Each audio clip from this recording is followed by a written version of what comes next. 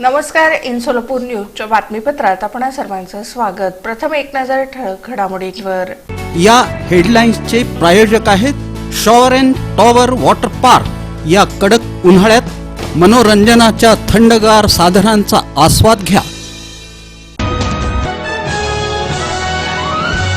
भाजपचा पराभव करण्यासाठी लोकसभा निवडणुकीत माकपचा प्रणिती शिंदेंना पाठिंबा, आडम मास्तरांनी केलं जाहीर.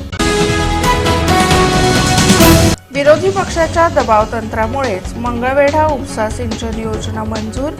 सोलापूर लोकसभा काँग्रेसच्या उमेदवार आमदार प्रणिती शिंदे यांचा दावा.